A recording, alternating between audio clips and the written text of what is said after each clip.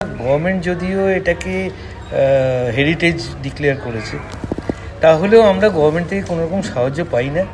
আমরা নিজেরা নিজেদের থেকে ক্ষমতা অনুযায়ী আমরা এই বাড়িটাকে মেনটেন করে থাকি।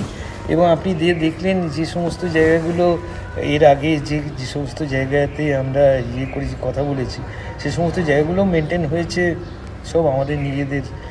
এবং এই চেষ্টা এইটাই বোঝা যায় যে এই যে মেনটেন করার জন্যে যখনই আমি বলি যে এটা মেনটেন করতে হবে, এটা সবাই কিন্তু এগিয়ে আসে। সেটা সহযোগিতারও সবসময় পাই। সপ্তম প্রজন্ম, অষ্টম প্রজন্ম নয়, এখন নবম দশম প্রজন্মও হয়ে গেছে, তারাও এগিয়ে আসে যে হ্যাঁ এই বাড়িটাকে আমাদের মেনটেন করতে হবে, আমাদের রাখতে হবে। একটা সময় নবকৃষ্ণদেব এই বাড়িটা তৈরি করিয়েছিলেন, 7 মহলা বাড়ি তৈরি করিয়েছিলেন। সেখানে যারা দেওয়ানি খাস তৈরি করেছে সেই রকম মিস্ত্রি দিল্লি থেকে নিয়ে এসেছিলেন গাঁথার জন্যে, মালদা থেকে নিয়ে এসেছিলেন পঙ্কের কাজ করার জন্যে। পঙ্কের কাজ এখন অনেকে বুঝতেই পারবে না, শাঁখ ঘষে যে শাঁখের গুঁড়োটা বেরোয়, সেই শাঁখের গুঁড়ো দিয়ে এই সমস্ত কারুকার্য করা। সেই কারুকার্য করার জন্যে মালদা থেকে মিস্ত্রি নিয়ে এসেছিলেন।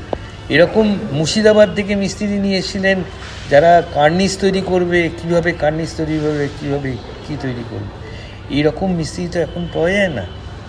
এখন আমরা যে মিস্ত্রি পাওয়া যায় তার মধ্যে থেকে ভালো যে মিস্ত্রি, সেই মিস্ত্রি দিয়ে আমরা মেনটেন করার চেষ্টা করছি।